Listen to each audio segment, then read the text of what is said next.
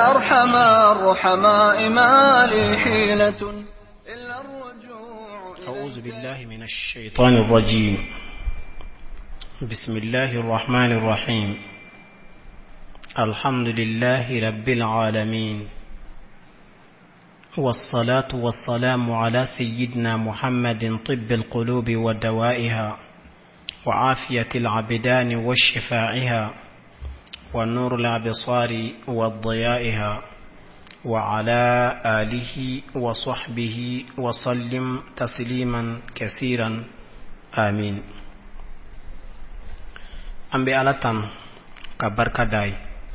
كان نمان كسيني الله سبحانه وتعالى بلو أكو شيء على كراكا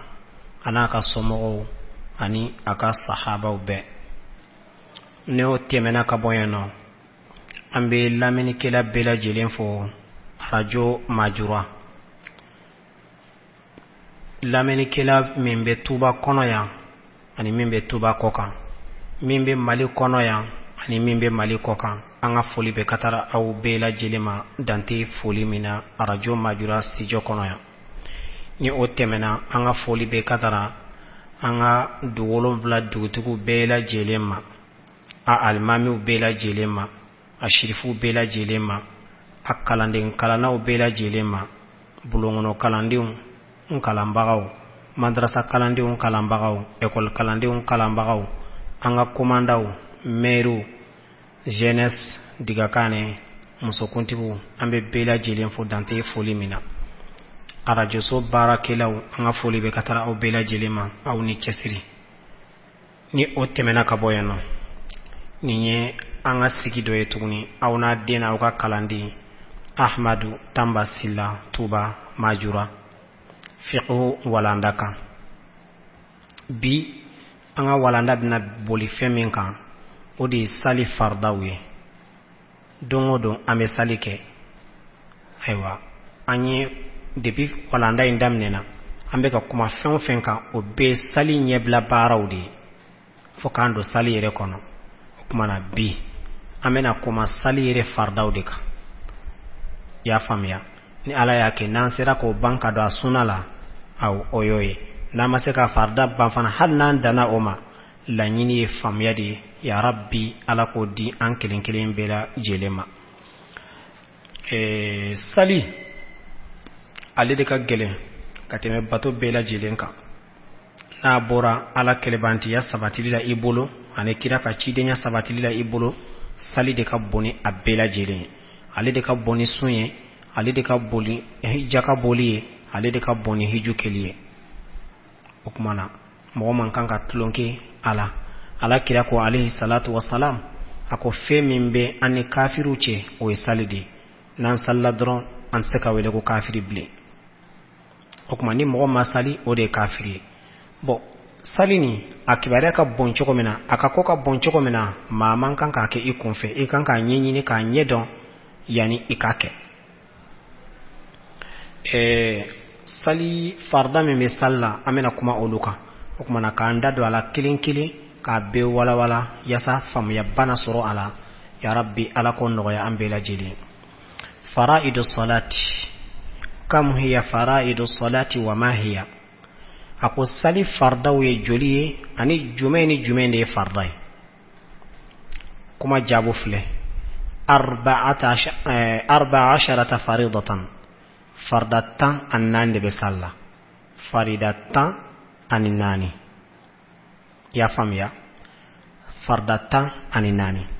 dobe na fosisan ko ele kuma na ko farda ire jumene farda ire munye salla oye salitinya feminko ni taraka farda to sella kaba aywa oye achene ya famia ni taraka totro oye sali chene at faka nadi yani sujudu bise kamil gla oye sunadi farda koni sujudu se ko glande okmana ninkiri sabade be salla farda ani sunna ani mustahab okmana biamena kuma farda de ka foise ka farda joyro ta fikana nai okmana tan nani mimina fosisa ode abela jele a folo ode ngani yasirili aflana takbiratul ihrami asabana ka joko fo na fatiha kalani ani ka joka fatiha fo kumbere mineni ani ki kuli ka bo kumbere mineni na tenturu dugula ani ka sigi aywa tenturu fulani nyogonche ani salamu blali sigi furanche ani ki maga fagoya ani ka tlen ani ka sali tugu nyogona o kuma ni bela jelena walanda udidon amena kuma nunka aywa yasa famya bana soro ala anya damine femina folo wengani yadi innamal a'malu binniyat ala kirakoti alayhi salatu wassalam umaru ka hadisa maflalena ko bara bela jeleme ngani yadi bolo akote ate ina fo salin kelende ko jena ni jomba ke ni bi ala de nyini ala aywa ngani ay wajibi ala de ibi baro barake ibake harama dende yo ibake ala de yo ibina fengo fenke duguma koloka ngani nyuma ka soro ila kola bara do be no iba soro mo kan wajibi de do men ni bake fika ngani nyuma ntala misali yala musobe aywa ci minun ka ce abe tobili minun ka ce abe sokono bara minun ke ni muso ngani nyuma soro ala ka ban aywa o de nyini nendo kalande ka baraki karamoy anyin nendo ibulu akuma ibi baro baraki karamoy akeni ngani nyuma yai ala bi sarana ifana okuma amena kuma on ngani yadika o ala bara be ngani yade folelo ala ni ngani yate ala bara te atinya hal yajibu fi niyyati ta'yin as-salati wa talaffuz biha wa hal yadurru dhahabuha ako yali ngani yabi wajibi ya keren na salila wal makafo idadela ako yali ni ngani ya tara kabo malo fana bitoro yali kewa amena kuma nunka la budda fi niyyati min qasdi ta'yin salati min zuhurin aw asrin aw ghayrihima ako kari konte kabo ngani yama ikan ngani ya keren saliye ni salfana dido ikafo salfana sali ni lanzara de don ikafo lanzara sali ni fitiri de don ikafo fitiri sali ni sakafo de don iko nganiyata ni sogoma de don iko nganiyata yani ibina sali wakati min sali ika o nganiyata ka fara salika ni ma a prepare la tigedoro aywa ika sali sekanya ibe nganiya siri mena nga sogoma sali mena nga sali fana sali mena lanzara sali mena fitiri sali mena sakafo sali fo nganiya ka soro ila hali arakan jati ni mofo o tenyini ibolo ere fana me wakati min konde do iko ngani yata ya famya ako wa inna ma yajibu ta'yin fil fara'id was sunani kali witri wal eid wa kadhal fajr duna ghayriha ako o choko yakelende do fana suna do fana be yono fiko do ngani ya fanata anga mazhabina no maliki ga mazhabi nye aywa maliki min famu ya ala kiraka hadisa wala ode koro aka mazhabi akorote ko tasira do de be maliki bolo minti ala kiraka tasira ide alayhi salatu wassalam kuba koro e munye maliki ala kiraka hadisa u famu ya chogomna tasira mimbe maliki bolo ola ankambi odema kote maliki kelenye o nyogona be don baka be bolo i ala kiraka hadise fam ya chogomina ibetaka odefe ni ikira mujtahidu yokon ni make mujtahidu ye wa abe wajiba eke gulo mujtahidu dola okuma maliki fam ya min sura ala kiraka hadisa ula ode niye ka foko farda koni fika ngani yasiri ka keren ni sali wakati yere fanai ni sali fana dido akake sali fanai ni sali wakati mindo ko wakati keren ibulu ngani yala bo o choko ya kelende do fana ka suna o fana ngani ya siri o choko ya la okoro sali do be no olu ye suna sali de olu ti farda saluye parce que farda e sali wakati duru inde mais sali wakati do be no o ye suna saluye ina fo witiri amba fo ko shafini witiri hal ni ma shafu ke ngani ya keren nye witiri ko ni ibo ngani ya keren ta o kama ka fo mena nga witiri seli wali idaini ani salif la singalo banan ban an filɛ sali min kɛ n'an b'a fɔ a ma ko salincini n'i b'o sali kɛ o ye sunna sali ye i ka ŋaniya kɛrɛnkɛrɛnnen ta o la n bɛna n ka sali fitinin de sali walima ni saliba de don lahiya kantigɛ sali i t'o sali min kɛ misiri la i k'o fana kɛrɛnkɛrɛn k'a fɔ n bɛna n ka saliba de sali wa kazal fajiru o kumana o cogoya kelen de do fana raka'at al-fajiri fana bi o cogoya la raka'at al-fajiri ye salatu khairu minan nawmi folen kɔfɛ fajiri la i filɛ arakan fila min seli yani ka sɔgɔma sali walima yani ka fajiri sali o kumana arakan fila min fɛ seli ale man kan ka sali ni salatu khairu minan nawm ma fɔ ni salatu khairu minan nawm fɔra nafila sali wɛrɛ fana tɛ yen nɔ fɔ ale o kumana i b'ale sali dɔrɔn k'i ka farda sali duna ghayriha o kumana ko nafila to olu taala o kumana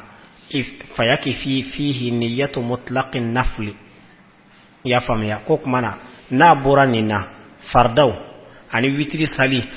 ani salincini ni salba ani raka'at al-fajri ko na bora no nafila to ifse kan ngani yasir doro mina ngan nafila sali misali yala mo mina wuli ha sali hali ni ma wuli ha to fo idala ka fo mina nga wuli ha sali ikan ngani ya ka ke doro mina nafila sali abi wasake bina shafu ye sali hal ni ma fo mina shafu sali ni kan ngani ya ira doro mina nga nafila sali abi wasake o kuma na sali to nafila to bela jele mo tokola fo nin sunanu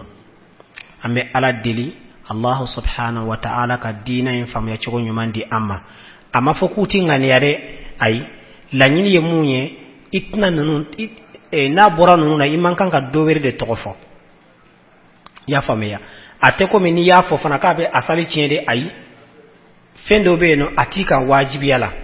meni yake fentala me nis farda de ngania ibe sali fana de ngania mena sali fana de selifiko de ngania siri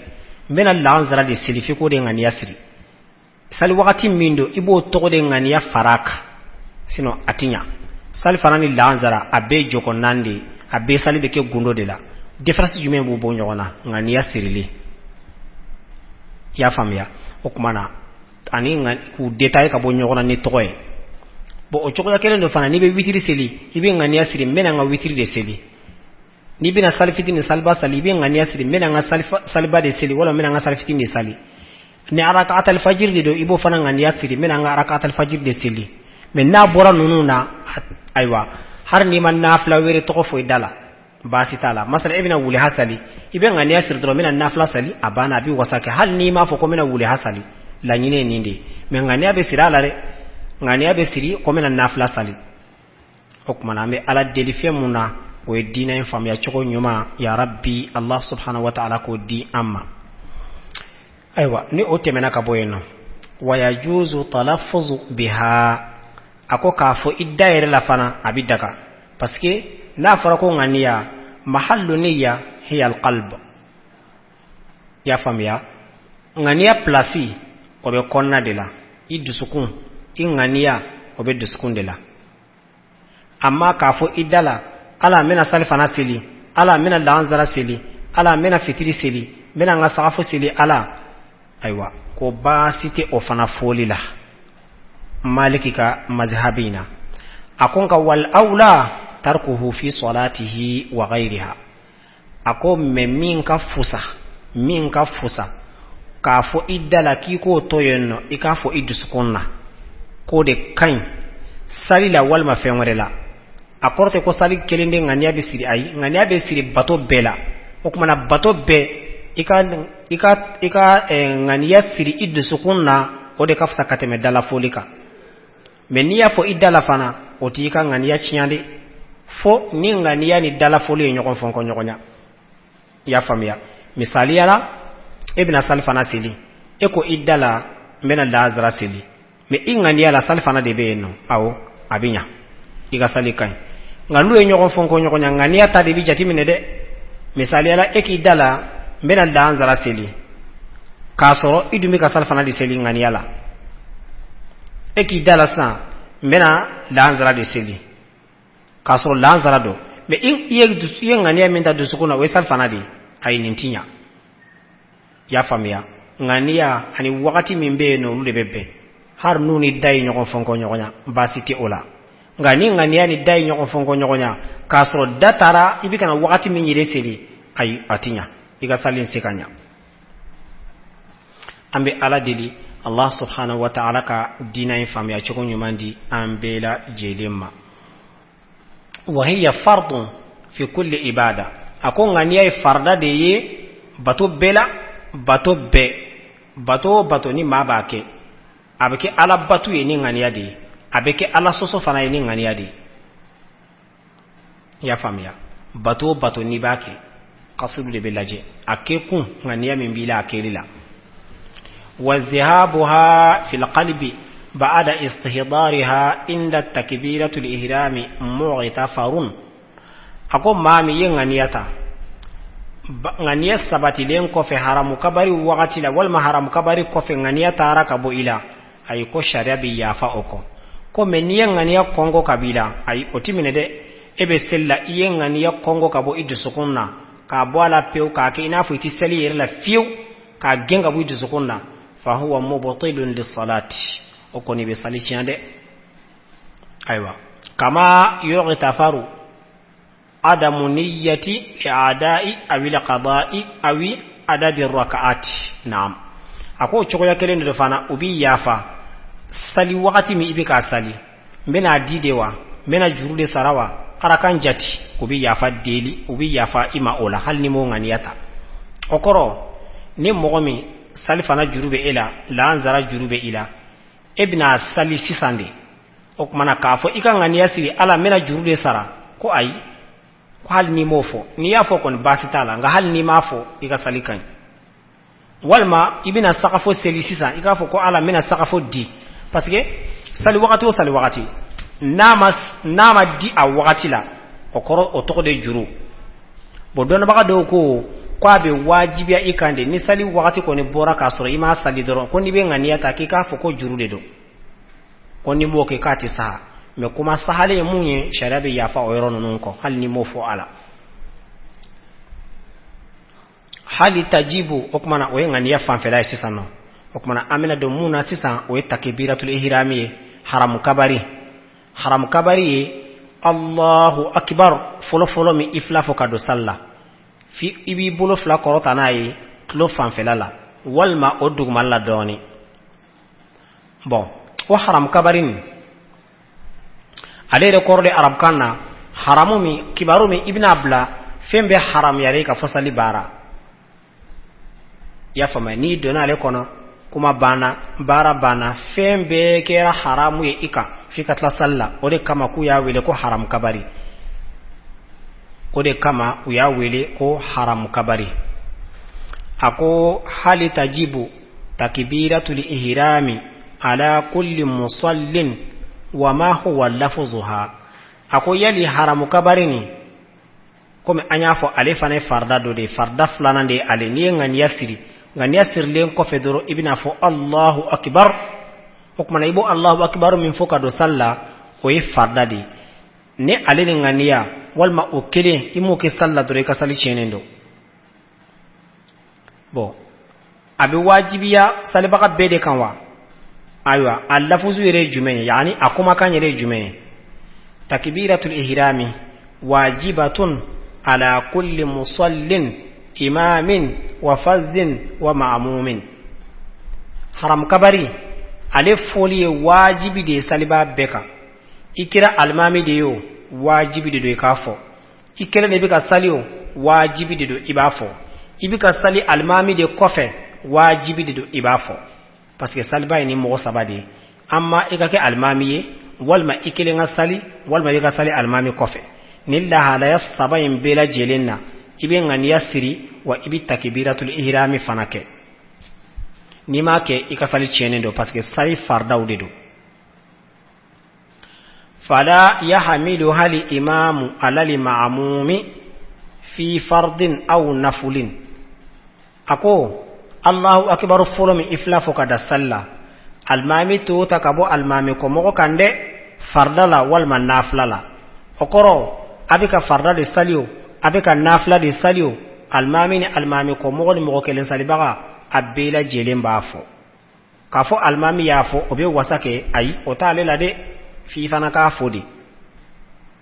bede bafo Allahu akbar folo mi iflafo ka do salla wajibi de de ni mo min taraka to e ka sali chenen de alini ngania be kelinye ani aywa anye tani nani min jati ko e fardai o bela jilen kiri kelinye hal ni defarasi min kera oni nyogonche insha Allah anga walanda konnana anda binasi uma wallafuzuha okumana akuma kanyere jumenye haram kabari yere kuma kan jumende be ni bofo odi Allahu akbar kana fo Allahu akbar la Allahu akbar bila faslin bayna al-lafzayn bi kalimatin ukhra aw sukutin tawilin na'am ako ikafo ko Allahu akbar kana fenwere do kelma flying nyogonci Allahu akbar Allahu akbar okmana kana kelma were do uni nyogonce masala kana fo Allahu ta'ala akbar Allahu ta'ala akbar kana ninfo walma Allahu a'zam akbar kana ninfo walma kafu Allahu a'zam walma Allahu akram walma Allahu karim kana ninfi shifo ibafo Allahu akbar walma kiddade furajana ikano fanake niko Allahu ini dade ka furado ki katlaka fo al akbaru ay otinya ibutu nyogona di Allahu akbar ya famia fala yajuzu muradifuha bi arabiyyatin aw ajamiyyatin ako imankanga ulatu nyogona walma kulabbatu ni arabukan were walma arabukan tanai ibafo Allahu akbar masalan kafoko Allahu akabon ay akorde Allahu kabon Allahu akbar korde ala kabon me kafoko ala kabon bamanan kana ay ibafo Allahu akbar aywa fa ini ajaza an nutqi biha saqatat hukmana ni mo min desara ka fo idala banado de kama wal mallako do de kama hukmana akiri bi binga botigila mo ka ti fale fen werlare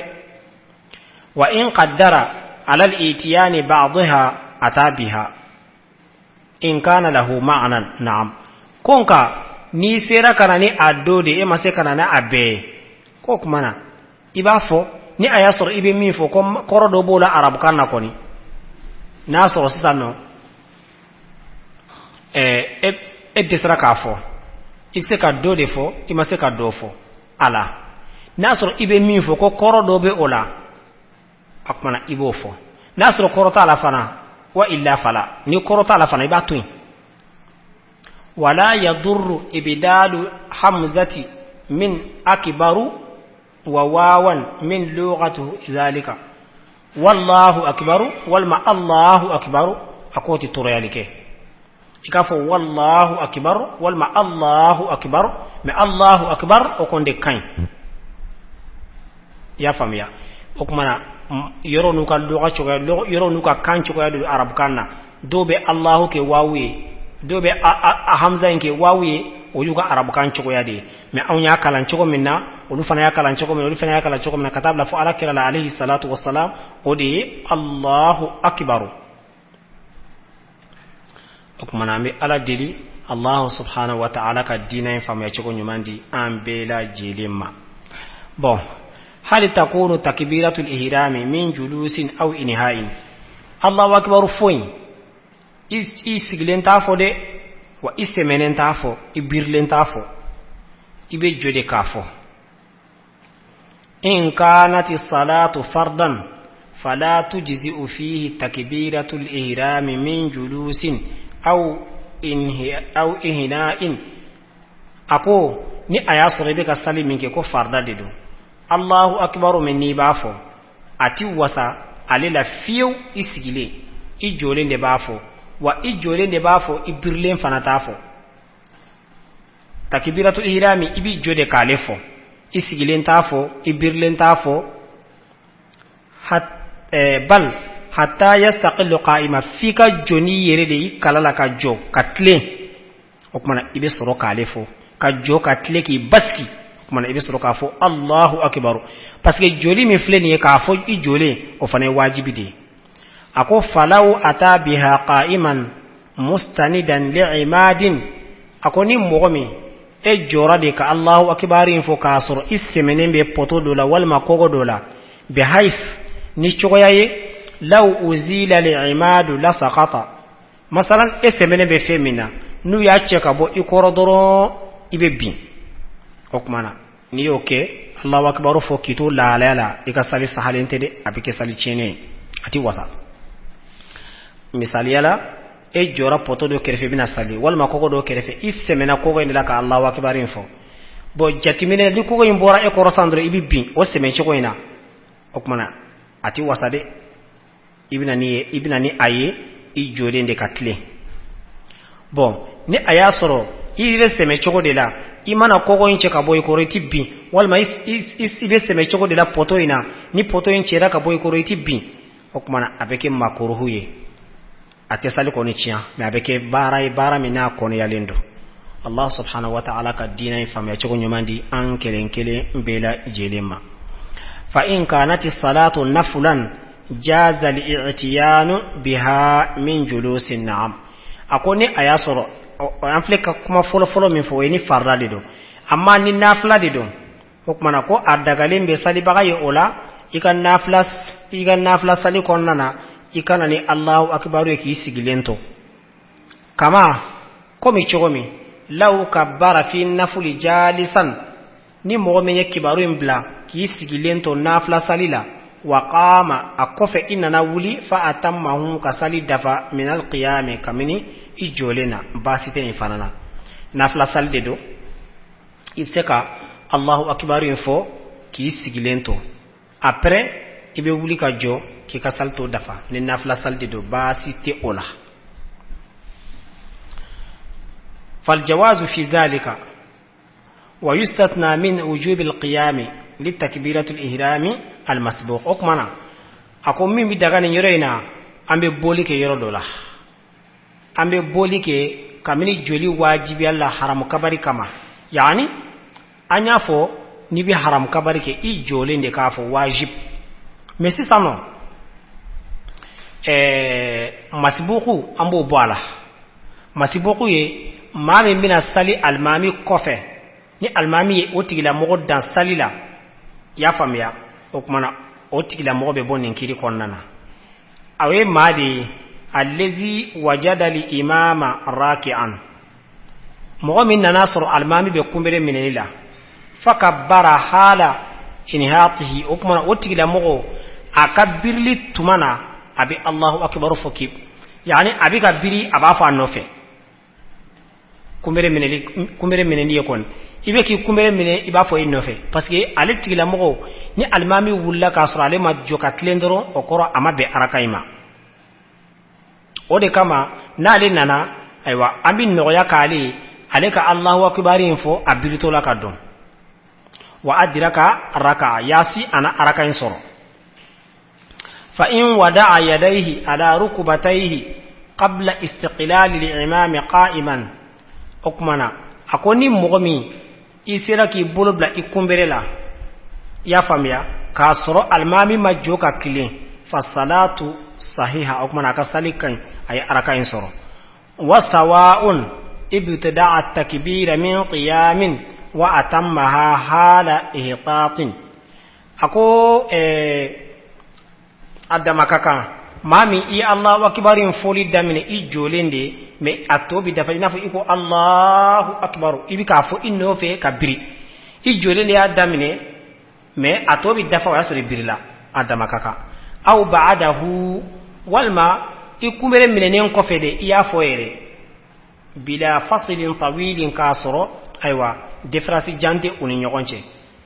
au bada'aha hala ihatatil kadhalika walma ikumbere mine tola erde ya damine nimbela jelinda makaka ni yoroina wasihatu salatu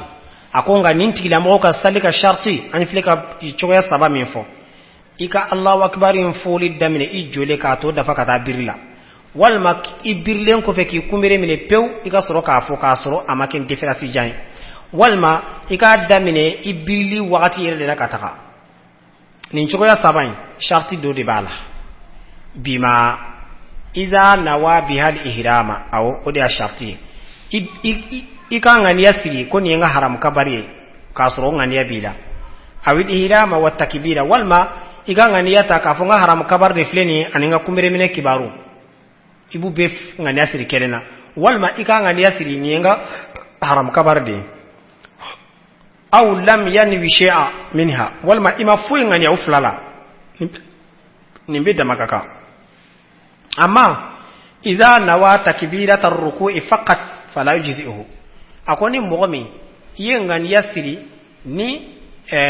kumbere mine ni dorone ngania masiri ni haram kabari ya ngani yasiri ni kumbere mine ni dorone ay kwati sahade atinya okmana abayira imaraka inso almami nofe wala ya'taddu bi rak'atin allati adraka fiha al-imam idha kabbara hala ihatati akoni okera aywa iye almami soro min konnana aywa oti jati ka salla blende ni almami salamu bla ibe wuli kanani o araka nyebo sara amma idha kabbara qa'iman wa atamma hala ihatatihi akoni mami ni kibaru de bla i jole ya famia ya damine ki jole to ka to dafa biri wakati la walma i birlen ko fede ya fo amaken difference foye okmana kuma fula de be ni yoroina ya famia kuma fula de be ni yoroina do ko kibi ajati ibi jati kenai walma iba sara ani asara baliya okmana iga sali koni akan la hala bela jilina okmana niye haram kabari fana kibariya uye alaka dina infam ya choko nyumandi ambela jilima sisano amena do farda sabanandila no ye fatiya kalani ya famia ako hali tajibu li fatihatu ala kulli musallin wa ma huwa hukumu jahaliha ako yali fatiya kalani abe wajibiya salibaga bela jilen kawa ma min ta do fana ka kire jumenye fatiha jumenye sisa bismillahir rahmanir rahim alhamdulillahi rabbil alamin arrahmanir rahim maliki yawmiddin iyyaka na'budu wa iyyaka nasta'in ihdinas siratal mustaqim siratal ladzina an'amta 'alaihim ghayril maghdubi 'alaihim waladdallin ninde to ko fatiha okmana ako yali abe wajibi asali bede lawa ani mogo min ta do fana ka kire jume yajib an takuna qira'atu li fatihati bi harakati lisanin ako abe wajibiya ika fatiha kala ni lenka lamaga di ya famia imanka ka fo idusukunati enne mbasigile ndo kajoki dade ka fatiha fo ikonna tento ka kina fibika ngania takataka ai oti wasade a wajibiniya obekede ni ne kala magalla de ne la magalla alila odi wajibiye wa illam yusmi'u nafsa hal ni yirma lame ikil ne la magalla yakoni ni gundo dido wa hiya fardun ala al-imami wal fazzi ako fatiha kalani almami maliki ka madhhabina o wajibi de ani farda de do almami ka ani mo kelen salibaga farda de do wajibi de do almami de ka ani mo kelen salibaga amma almamum fayahmiluha anhu imamuhu duna sa'ir alfara'id na'am ako ni alfatiha de do ni mo maamumul ye mo min be sali almami ko almami ko fe sali baga ibka sali almami de ko fe okmana fatiha kala ni ko almami ba takabo eka hal ni ema fatiha kala maliki ka mazhabina basi tala ne ma fo mo bere ka mazhabi de ni ko maliki ka kata siraina ni ma hal fatiha kala kito almami ko fe fenti ka salla nga ko farda to titende we fatiha kelen pewde amma mo kelen salibaga wajib ibna nay ni make ka sali sekanya ni almami du fana wajib abina nay ni amana ya ka sali sekanya ala kira ko alayhi salatu wassalam la salata liman la fatiha yani au kama qala rasulullah sallallahu alaihi wasallam koni mo mi sali ko salte mo mi ni fatiha to e okoro ni ma fatiha kala ka salla duro amai o mona malike ni famia parce que au bika sali almami ko fe aw ka sali ni almami ka sali be na fo sali kelende ko ala kira ka lanyini sali lanyini te ka fo bede ka fo jama salla ni almami ya fo doro ko abina fo aw bela jele nga salle parce que aw bene almami ko na fo sali kan kelende wala bo ko ni mo kelen sali baga dido walma ni almami dido wajibi do lude ka fo bo ni almami ko mo ni sali be ka gundo yoro mina akanu lendo ikafo e bi ka sali almami ko fe almami be ka sali fana de sali walma be ka lanzara de sali walma fitri jo laba walma safo jo fla laba o kuma na kwa kanu lendo ika fatiya kala almami no fe ola ate wajibi kande ni yake mustahabu dido ni ma ke fana ka sali kai wajib ta'allumuha in amkana ta'allum akoni mo min ta don abe wajibiya otila mo ka fatiya kala na kala ni sera ka magafagu yakon yani na kala ni sera kanya aka kala bi anna qalbahu wa wajada mualliman ya famya aka kala kako aka salinye walma aka na karamo soro halni abeke bi ujirati ni salade aw fi alminati tawila walma nabeke ni furajando di aka akona aka kala wa illam yumkinu ta'allum li khars wa nahwihi ni mogomi e maseka fatiya kala bobo ya kama walma lako bere kama obi yere de la e maseka fatiya kala maseka mafagu ya fi ka seka do aw lam yajid mualliman walma mami makara mogo yere soro ka fatiya kala aw daqa li waqtu walma sal waqti yere de korna tubira sisande sal waqti don korona e itamma wujuban hukmana kwa bi wajibiya otigida mogo ka aka sali almami kofe biman yuhsinuha in wajadaha hukman aka sali mo kofe mami mise ka fatiya fokanya aka sali otila mo kofe na yosoro wa tabtilu salatu illam ya'tam naka asallat tento ka asrab se ka mo soro ka sali o kofe na mo kedro aka sali be ke sali chene wa illam yajidu man ya'tamu biha salla fazan hukman na ma mo soro sa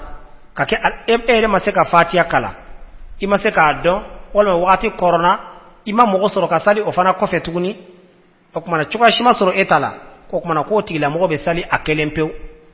o kuma na be fatiya kala ni toy wanu diba lahu alfasilu baina takbiratul ihrami wa baina ruku'ihi bisukutin aw zikrin ako kuma na munde kanu lendo o tigila mo yorola naye Allahu akbar fo aki manku doni akanas nanga fo Allahu akbar do ka kumbere mine fatiha kalani furahake akoke ka jo ki dadi walma aka zikri were nati nasu lebse kila masal de lebse ko fo nasu lebse la ilaha illallah fo lebse ko fo nasu lebse subhanallahi fo de laibo fo nibse astaghfirullah fo de laibo fo nibse la hawla wala quwwata illa billahi al-ali al-azim ibo fo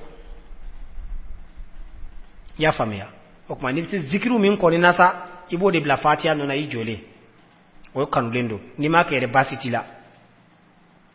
wala farqa fil fasli bayna an yakuna kathiran aw qalila ako me difference konite aywa ibna furamindo Allahu akbar no kumbere mineni ce difference keren folento la ka janya wal maka surunya wala yajibu alayhi itiyanu bizikri wa badala okmana ko ka fali doberela o kontike wajibi kande ni yake ko ni yenyu manke cika zikir do wal ni be qorna yore bere do minti fatiha de suko yere kala Allah subhanahu wa ta'ala ka dina in fam ya ciko nyumandi ambela jelema hal tajibu li fatihatu fi kulli rak'atin wa ma huwa hukmu man saha anha aw an ba'daha ako yali fatiha kala ni wajibi de arakan belawa maka kire jumenye mamenye na fatiha ko walma mamenye na fatiha doko al mashhuru hukmana ni mashhuru foradoro o bayira ko khilafu bala don baaw ni ñokonce ma kuma bangale munye uka ni sosolina anna al fatihata tajibu fi kulli rak'atin kafo kuma bangale munye uka sosolin konnana ko de fatiha de wajibi sali bela arakan bela jelena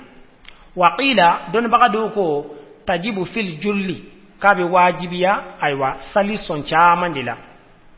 fa fi salati rubaiyati ni arakan nani salde do tajibu fi thalathatin kabe wajibiya sabala okumana saba chama ngafo nani chama we sabai wa fi sulasiyati ni arakan saba salde do tajibu fi rak'ataini kabe wajibi arakan fulala okumana don baga do fana yeni fo do ko abe wajibiya arakan bela aw nyere be wodeka wade mashhuri fana do ko ayi ko ika fo sali son chama ndela ni joko nande do ikija ka fo saba kon bela wala be wajibiya saba bela ni joko saba de do joko fula be wajibiya ala wa tusannu fi rak'atin sunniyatu mu'akkaratan jiddan hukmana ku ba ke sunaye arakan suna selula aka sunaya fana ka gelen ko sobe wa man saha anil fatihati hukmana amplika min fo e fardai mais ni suna de do o ba ke sunaye ka fatiha kala olu fana mais suna min suna gelen ba wa man saha anil fatihati ni mogo min nyina na fatiha kala nin ko ebe salla inya na fatiha ko aw ba'daha aw an ba'daha wal ma inya na fatiha dole ko ya damine inya na do ko ala wal ma inya na damine do ko yilla ban fo wal ma ima kala pew nyinan kama walam yumkinuhu tadarukuha awa kasika soro o masika ma fa guya bile bi an yazikura ba'da ar-ruku'i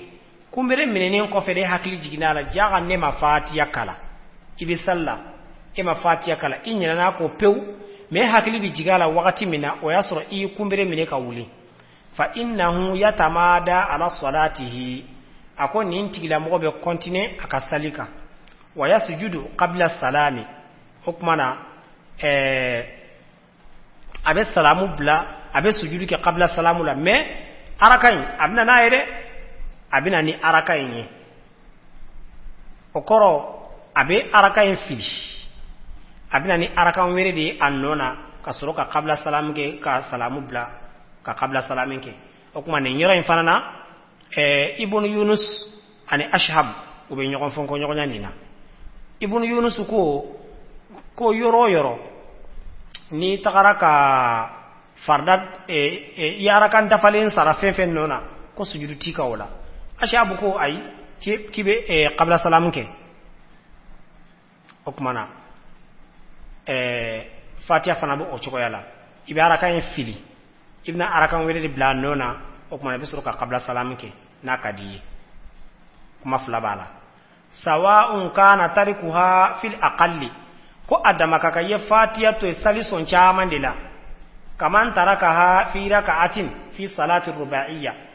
ko o chokoya kelelo ni mami ye fatiha to yenno ika arakan nani salla i arakan kelene tato yenno o chokoya kelende do ibina nayi araka ibaraka e fili baraka were bla nona après bitla ka qabla salamin ke aw sulasiyati wal ma arakan saba sali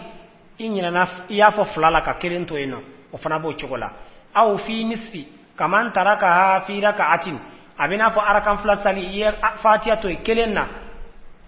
ya famia o kuma o fana chokoya yin kelende aw fi julli walma inyina na arakan son chama nyere la fatiha imakala kaman taraka ha fi rak'ataini fi sulasi walma inafo mogombe ka arakan saba salike inyina na arakan fula bele ma fatiha fo walma arakan saba inyina na oko arakan nanina masalan ebika arakan nandi sali arakan saba bele ma fatiha fo amana ke achogoya o chogoya isa hokmana aleko kibika sali continue ko me kiti nani afale yetuni me kuma sahale munye ibaraka yin fili bidebere nati ako wa in taraka al-fatihata aw ba'daha amudan ni mo menye fatiha to ipew ki tude wal ma yedodo to in fatiha la ki tude walau fi rak'atin wahidatin har no kira arakan kelende ye batalati salatuhu ikasali chenendo de kama tabutulu iza lam yasjudu li sahwin abe ina fo sisa mami masujudu ke nyinan sujudu kama wakati janyana imase kake nasu qabla salam dedo ika sali fana chena masa ne qabla salami so de kunga ngake aywa nyina na imake furadu janyana walma itu ka toy ika sali chena do de o chuwa kelle fana ni mo me fatiha toy walma yeddo toy ala o chuwa kelle do de ika sali chena do ambe ala dedi Allah subhanahu wa ta'ala ka dina in faamuya cogo ɲuman di an bɛɛ lajɛlen ma. Akumana hali yajibu alqiyamu lil fatihati ala kulli musallin, ako yali abe wajibiya salibaga bɛɛ lajɛlen kan i ka jɔ ka fatiha de kalan wa? An b'a fɔ awɔ, yajibu alqiyamu lil fatihati ala al imami wal fazzi, ka jɔ ka fatiha kalan o ye wajibi de alimami kan, o ye wajibi de mɔgɔ kelen salibaga kan. O kumana nin yɔrɔ in na a ye alimami ko mɔgɔ bɔ a la. Fatiha yɛrɛ kalan na alimami ko mɔgɔ bɔlen don a la, ayiwa alimami ko mɔgɔ ka jɔ ka kalan fana o bɔlen don a la. Fa in jalasa ahaduhuma aw ahana hala qira'atiha batalat, ako alimami ani mɔgɔ kelen salibaga ninnu mɔgɔ fila n'u sigira ka fatiha kalan u ka sali tiɲɛnen don dɛ. O cogoya kelen do fana u birilen de y'a kalan u ka sali tiɲɛnen don dɛ. Wakaza o cogoya kelen de don lawistanada ila shay'in bihaythu law uzila mastanada ilayhi saqata, ako o cogoya kelen do fana ni mɔgɔ min sɛmɛna fɛn dɔ la, ni cogoya ye fɛn min n'u y'a wuli ka bɔ i kɔrɔ i bɛ bin ni a wulili de ye i sɛmɛna fɛn min na, o cogoya kelen do fana i ka sali bi tiɲɛ dɛ. A bɛ i n'a fɔ i ka haramu kabari wagati sɛmɛna fɛn dɔ la, o cogoya kelen do fana fatiha kalan ni jɔra ka sɛmɛ fɛn dɔ la i ka sali bi tiɲɛ ni fɛn taara ka bɔ i kɔrɔ n'i bɛ bin dɛ. O kuma na ni sɛmɛla sɛmɛ cogo la kiri don min fɔra o cogoya kelen do dɛ, n'a ti bi e tɛ bin ni a cɛli ye. Masala i sɛmɛna fɛn dɔ la hali ni fɛn taara ka bɔ i bolo i ti bin, o kuma na o tigilamɔgɔ ka o sɛmɛ cogo in o ye makruhu de ye. Mais n'a sɔrɔ k'i mana sɛmɛ fɛn dɔ la ka fatiha kalan o sɛmɛ fɛn mana cɛ ka bɔ i kɔrɔ i bɛ bin, i ka sali tiɲɛnen don. Wa amma al-ma'mum, ni alimami ko mɔgɔ de dun, fala yajibu alayhi alqiyamu laha, ati wajibi ale ka k'a ka jɔ ka fatiha kalan. O kɔrɔ ni sigilen don alimami ye sali daminɛ k'i sigilen don après i bɛ se ka wuli ka kɔ a la. A ko falaw istanada hala qira'atiha li'imadin bihaythu law uzila saqata sahati salatu, a ko hari alimami ko mɔgɔ n'ale jɔra k'i sɛmɛ fɛn dɔ la i y'a faamuya, n'u ye fɛn cɛ ka bɔ ale kɔrɔ n'a bɛ bin a ka sali sahalen don, walima a ye fatiha kalan ni a sigilen de don a ka sali ka ɲi. Wa tabtulu salatuhu, a ko nka alimami ko mɔgɔ ka sali bi tiɲɛ bi julusihi hala qira'atiha, k'a sɔrɔ alimami bɛ ka kalan yɛrɛ kɛ wagati min na i sigilen don, i y'a faamuya. O kɔfɛ i tilala ka wuli ka bɛn ni kunbere minɛni ye baara de caya kama, o kuma na walima n'i y'o caya i y'o baara caya waati bɛɛ ka taa cogo yɔrɔ dɔ ye a bɛ ka sali tiɲɛ. li'annahu khalafa al-imam, parce que a bɛ n'a fɔ i ye alimami fonko ɲɔgɔnya de, e sigilen bɛ bi baara de la n'i yɛrɛ ten dɔrɔn téléphone digi la walima fɛn wɛrɛ, o kuma na i ka sali bɛ tiɲɛ n'a ye parce que i ye alimami fonko ɲɔgɔnya. A ko nin sigili min filɛ nin jɔli min filɛ nin ye a bɛ wajibiya farda de la dɛ nka nafila kɔ tɛ, parce que nafila i sigilen bɛ se ka o sali yɛrɛ o dagalen don i ye. Ayiwa, o tɛmɛlen kɔfɛ ma huwa alwajibu fi ruku'i wa hal yasi'u min julus, a ko kunbere minɛni fana o fana ye farda de ye. Kunbere minɛni ye wajibi de ye, ale de ka biri cogoya la ni tun ye i bolo bila ayiwa i kunbere kan, u fila tun na kɛ i kunkolo kan walima i woro kan, ala ra'sil faqzan, yani woro sanfɛla la quoi, mimma yali rukbatayni, min bi tugu kunbere la. O kuma i bɛ dɔw ye u bɛ kunbere minɛ kɛ ka taa fɔ gɛnɛkala la, ɲuman tɛ dɛ, i b'a dabila fo n'a sɔrɔ bana dɔ de y'i bila a kɛli la, nka n'a sɔrɔ i yɛrɛ de t'a kɛcogo dɔn walima ni dongo de don a man ɲi dɛ. Kunbere minɛni bɛ kɛ i bolo bɛ da kunbere yɛrɛ tugu yɔrɔ de kan, gɛnɛkala ni kunbere bɛ tugu ɲɔgɔn na, woro bɛ tugu yɔrɔ min na bolo bɛ da yen de la. A ko nka n'i y'i kunkolo kɔrɔta dɛsɛ kama a la baasi tɛ o fana na. Wa amma mujarradu ta'atubi ra'si, a ko nka kunkolo dama birili fare sabere koyi o tɛ kunbere minɛni yɛrɛ f'i b'i bolo da kunbere kan, bal huwa ima'un, o kɔni ye kɔrɔyali de ye dɔrɔn. Wa amma taswiyatu zahari, ani a ko ani ka i kokolo dama kɛɲɛ i kan na, famandubu zaidun ala wujubi katamukini liyadaini min rukbatayn okumana ko akanu lendo jidi yalla wajibi ne yaka ika ibolo bla kumbere de sanfe no ma fa ko yara koni kama yaati wa yajib an yakuna ar-ruku' fi qiyam fi al-fard okumana ko kumbere meneni kake ay wa kamil jolila fardala re wal man nafila la alladhi sallahu min qiyamin abe inafo iya salimin ke ijole fa huwa jalasa faraka apenda nasi ki kumbere mine lam tasiu salatu atinya de ijole ne bi kumbere mine aywa isigile nda mine ma huwa sujudu kuma ne kumbere mine fana bane alaka dina infama choko nyumandi ambela jelema ma huwa sujudu munde tenturu fana yi wa ala ayi shay'in yakunu choko ya jumendo nalibe ken oye ma huwa hukum man taraka sujuda ala al-anf maka kire jumenye ma me tenturu te nun sanfelala asujudu masul ard aw ma tasala biha min shay'in thabitin bil jabha ako ode ki duguma kolo maganyogonya wal ma fe mimbi duguma kolo ni tenche akera debenyo akera tapiyo eki tenturu ode sanfe okumana abi daga sujudu la dlan sanfelala dlan me yiri لأنه متصل بالأرض كوبا سيكون طولين دوغما كولولا لأنه أكمانا ودي تنترو لي ويا كانوا تنترو بقى فناي iten ko fe kian nun fana sigi duguma kolola o ba fo yoro wolon blabe mala ni be sujudu ko lu be ka sigi duguma ibolo fla ikumbere fla ise nungun fla iteni nu ni be ka sigi duguma lala وقيل دون بغدوكو يجب إعادة الصلاة لترك السجود على العنف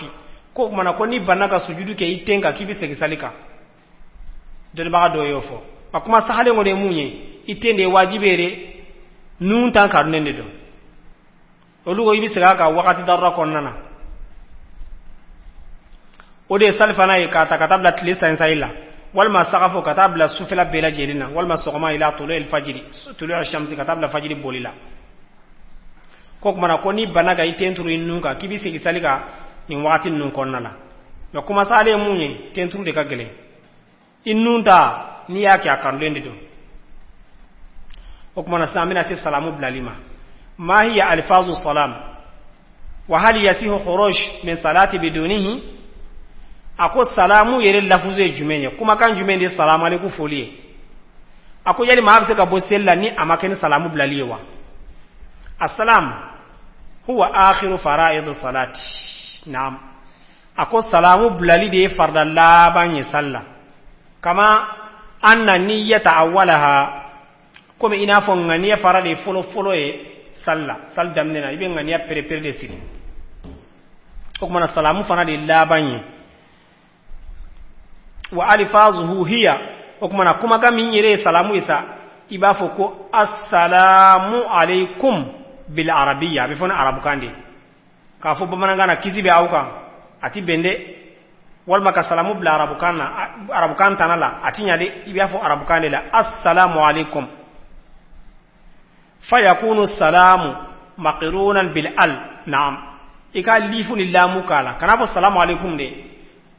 ibafo assalamu alaikum ni yafo assalamu alaikum te kasri ma fo assalamu alaikum ika sali chenendo okmana wayakunu alaikum mutaakhiran anhu okmana alaikum ofana beke labani kana fo alaikum salam utinya assalamu alaikum salamu beke foloe alaikum beke labani be ka fo wa alaikum salam utinya wa alla yaqa fasidun bainahuma difference fana kana do ni nyogonche ka fo assalamu ka doni njo katla ka fo alaikum otinya wa illam yakun ala hadha an-nahwi batalat salatu amfleka kecho minufo ni salamu alaikum blali makeni ncho kana dure ka sali chenendo kana fo salamu alaikum ibe ayin fo ka faraka assalamu alaikum opi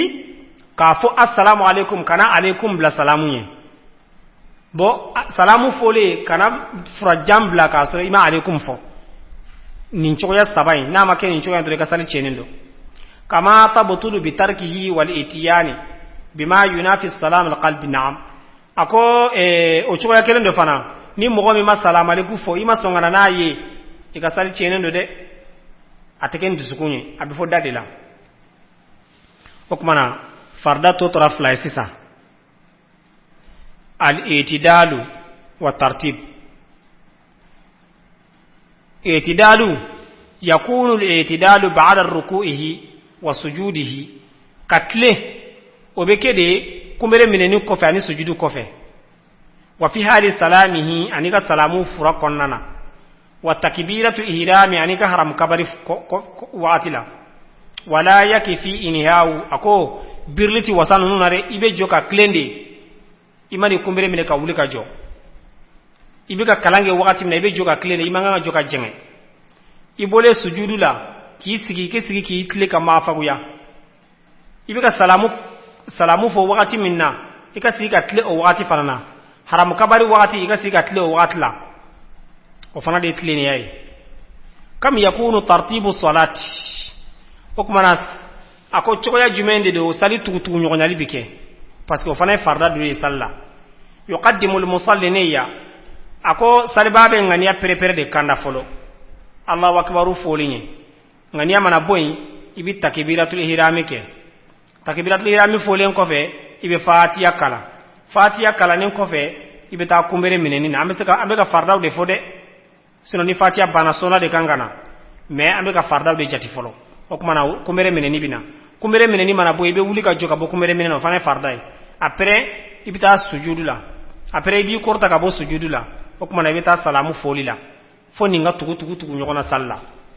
o kuma na be ala deli Allah subhanahu wa ta'ala ka dina infama ya choko nyumandi an kelenkele mbela jelema nin tunye sali fardawiye ka fo awye kuma bakurba fola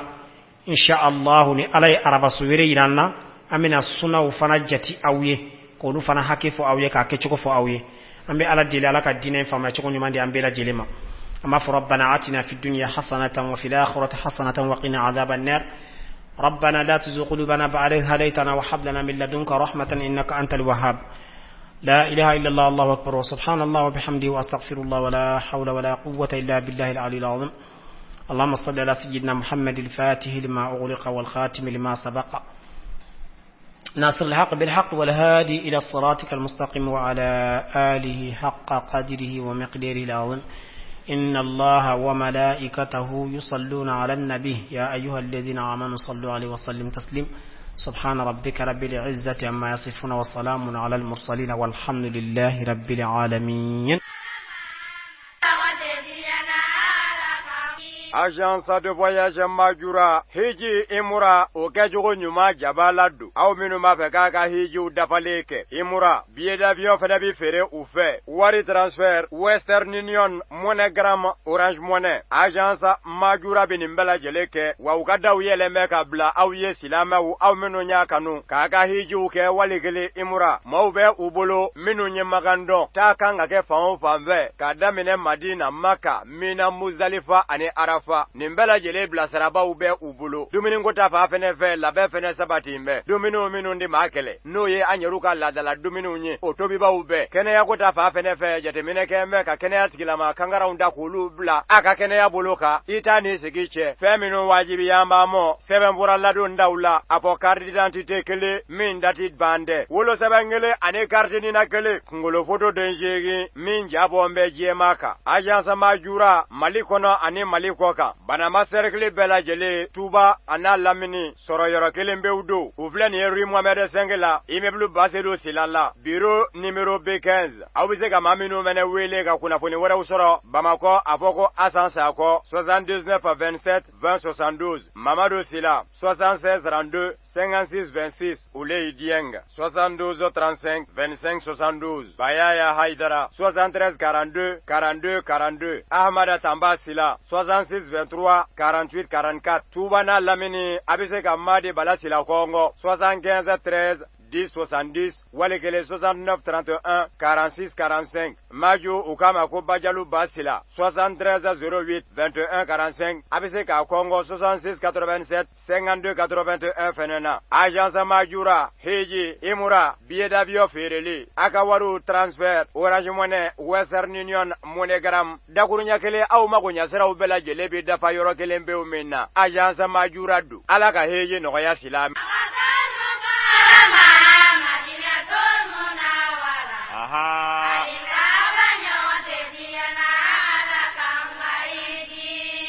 makatar